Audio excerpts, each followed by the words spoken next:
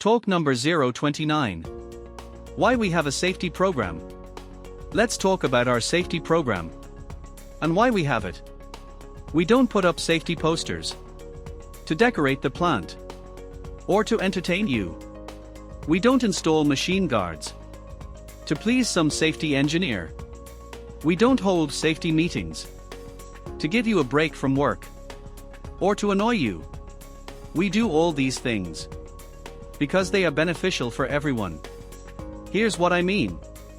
In the early days of factories, operations were simple.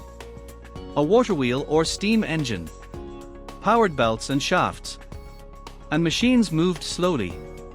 Hazardous, flammable, or toxic materials were used less often. Even so, people got hurt or killed on the job. If someone like Juan Rodriguez died in an accident, no one was blamed.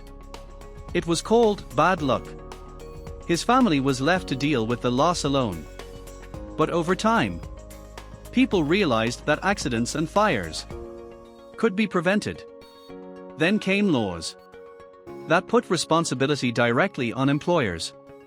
Even the ones who resisted these laws had to admit that safety made business sense.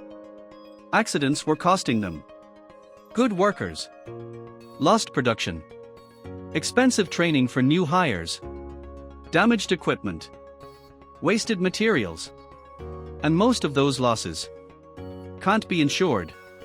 In the end, employers are human.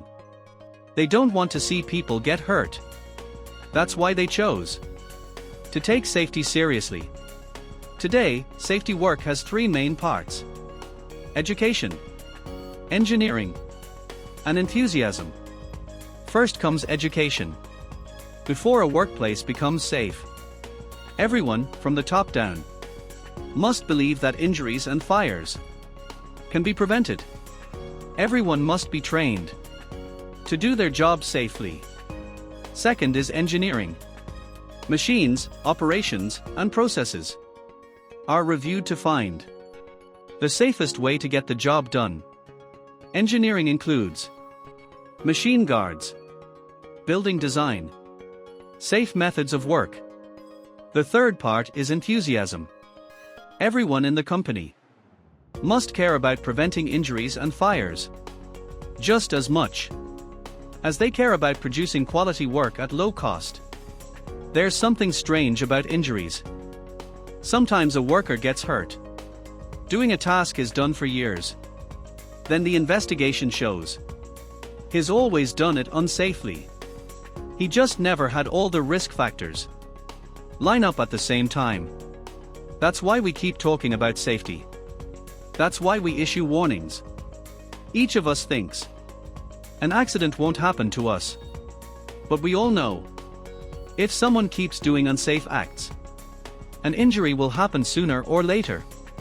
One major goal of our safety program, the posters, contests, safety committees, inspections, meetings, prizes, is to build enthusiasm and convince every one of us to avoid accidents and fires.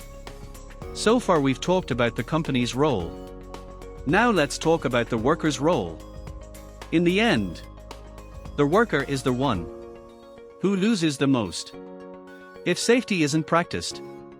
Nearly everything important in life depends on your ability to earn a living. Working safely is one of the best ways to protect yourself. And have you noticed? Unsafe workers are the least likely to get promoted. We all fall into risky habits sometimes. If someone breaks a rule and nothing happens, others may follow.